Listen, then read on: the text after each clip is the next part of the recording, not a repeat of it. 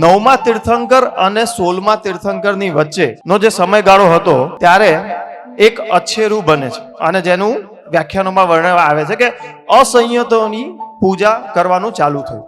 એ વસ્તુના કારણે શાસનનો વિચ્છેદ થયો એમ કે છે. ગીતાર્થ ગુરુ ભગવંતો નતા, સાધુ સંસ્થાન હતી પણ ગીતાર્થ નતા. વિચાર કરો કે સમય કેવો હશે જ્યારે શાસનનો વિચ્છેદ થઈ ગયો. ઇમેજિન કરવાની કોશિશ કરો, જો આજની તારીખે કોઈ ગીતાર્થ ગુરુ ભગવંત અવેલેબલ ના હોય અને ગીતાર્થ ગુરુ ભગવંતની ગેરહાજરી ઇઝ ઇક્વલ ટુ શાસનનો વિચ્છેદ, એટલે કે શાસનનો વિચ્છેદ આજે થાય તો આપણી પરિસ્થિતિ શું થાય? હું સંક્ષિપ્તમાં એવું કહી દઉં કે શાસન શું, તો આજ્ઞાતંત્ર એટલે શાસન. એક્ઝામ્પલ તરીકે જીન શાસનમાં ભગવાનની આજ્ઞા અને ભારત શાસનમાં ઇન્ડિયાનું કોન્સ્ટિટ્યુશન, આ બેને સામસામે કમ્પેર કરતા જજો. ભારત સરકાર, ભારતની કોર્ટ, પોલીસ તંત્ર, મિલિટરી, સાધુ સાધ્વી, શ્રાવક શ્રાવિકા, આ બધા અંગો થયા.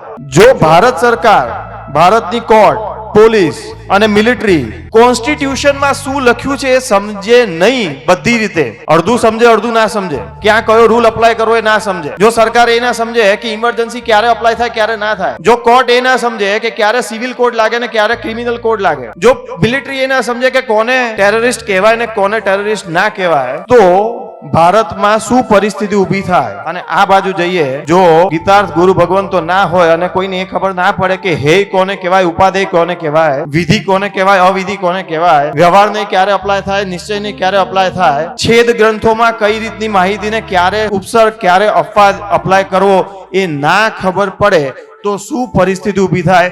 હવે ઇમેજિન કરો કે ભારત સરકારમાં જો આવું થાય તો કાલે કેવી અફડાતફડી આ દેશમાં મચી જાય.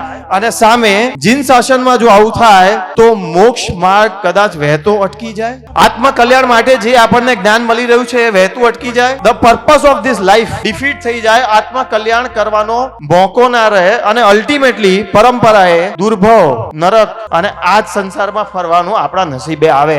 આ પરિસ્થિતિ ઊભી થાય જો શાસનનો વિચ્છેદ થાય તો. આ બહુ ભયાનક પરિસ્થિતિ છે, કેમ કે આપણો પર્પસ જ આત્મકલ્યાણ છે અને આત્મકલ્યાણનો આખો રસ્તો ઉડી જાય જો શાસનનો વિચ્છેદ થાય. હવે શાસનનો વિચ્છેદ તો થાય જો ગીતાર્થ ગુરુ ભગવંતો અવેલેબલ ના હોય. એટલે ગીતાર્થ ગુરુ ભગવંત અવેલેબલ હોવા કેટલું ઇમ્પોર્ટન્ટ છે અહીંયા સમજવું બહુ જરૂરી છે. અને આવી કોઈ પરિસ્થિતિ ફ્યુચરમાં ઊભી ના થાય અને ગીતાર્થ ગુરુ ભગવંતોની હાર માળા જીન શાસનને મળતી રહે, એ પર્પસથી, એ વિઝનથી, એ મિશનથી આજથી લગભગ 30-31 વર્ષ પહેલા સ્થાપના થઈ ગીતાર્થ ગંગાની.